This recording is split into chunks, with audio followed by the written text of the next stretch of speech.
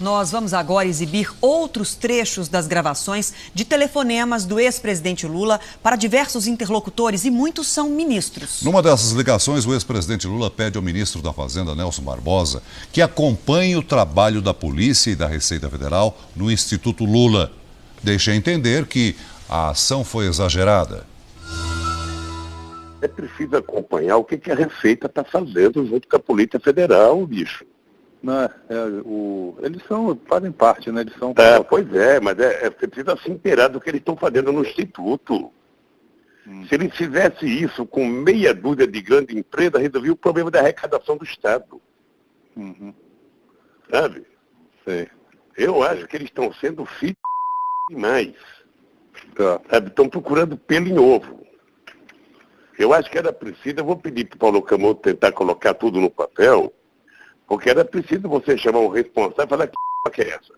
Vocês estão fazendo o mesmo com a Globo, o mesmo com o Instituto Fernando Henrique Cardoso, o mesmo com o Gerdau, o mesmo com o SBT, o mesmo com a Record, ou só com o Lula?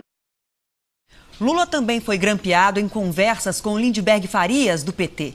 Pede que o senador cobre investigações contra a oposição. Então é preciso estar em cima deles e cobrar.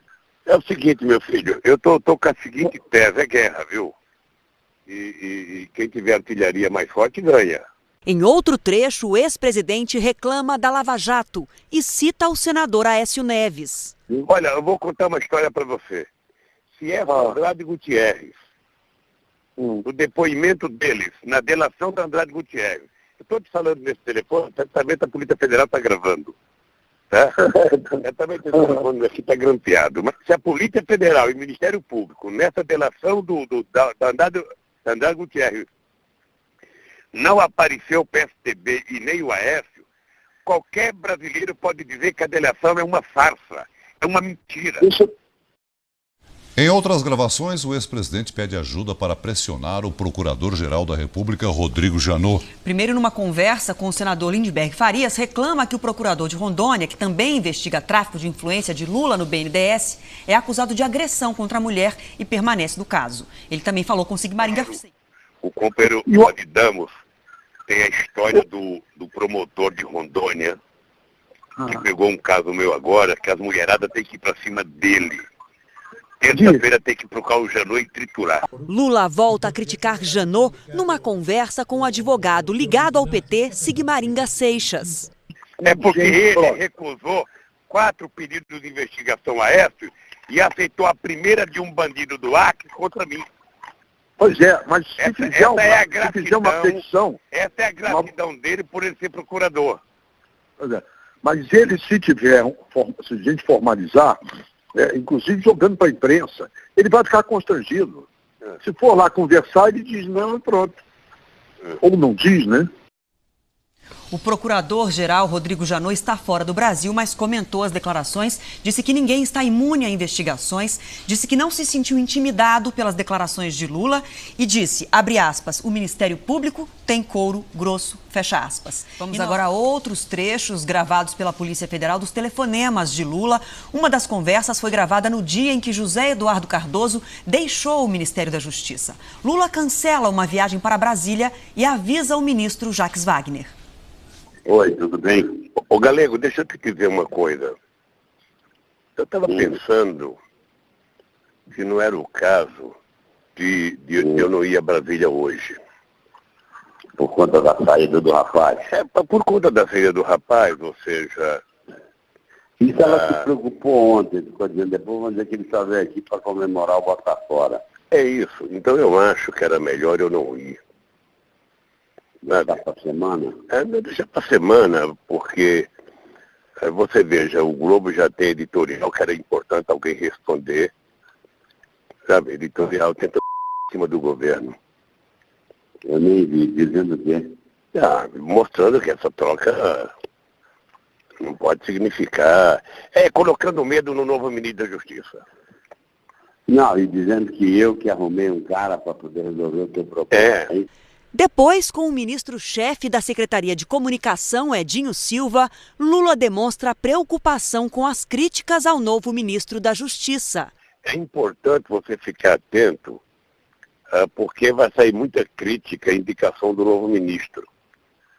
com o objetivo de encurralá-lo. É isso, é isso. O objetivo de encurralá-lo, ou seja, crítica da Veja, crítica do Globo, crítica da Globo, crítica... Ou seja, no fundo, eles querem evitar que qualquer ministro acabe com o vazamento da Polícia Federal. É isso. Um dia depois de ser levado à força pela polícia para depor, Lula ouve de um amigo, o cientista político Alberto Carlos Almeida, o conselho para virar ministro e escapar da Lava Jato. Eu acho, tá? Tem uma coisa que está na mão de vocês. É ministério, acabou.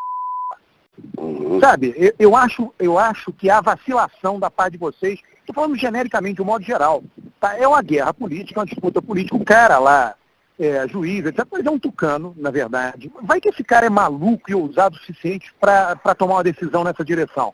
Você tem uma coisa na tua mão hoje. Então, mas deixa eu te falar uma coisa.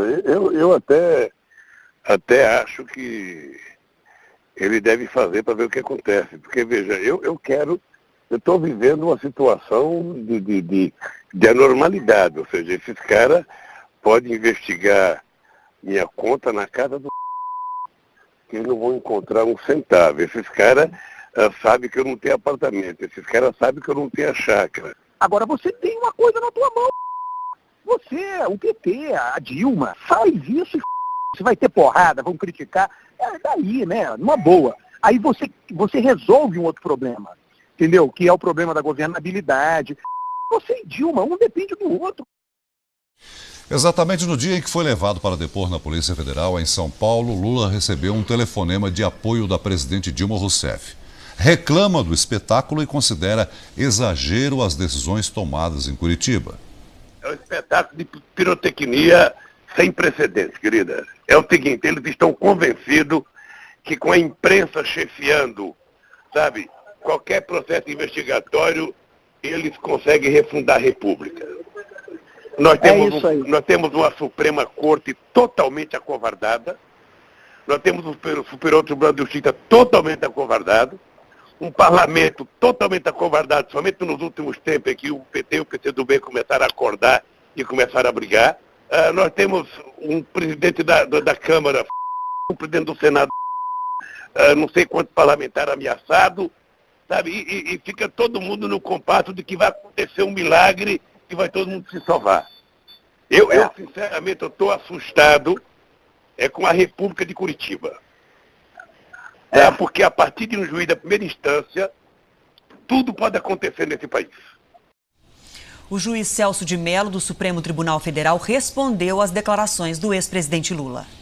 Esse insulto ao Poder Judiciário, além de absolutamente inaceitável e passível da mais veemente repulsa por parte desta Corte Suprema, traduz, no presente contexto da profunda crise moral que envolve os altos escalões da República, uma reação torpe e indigna,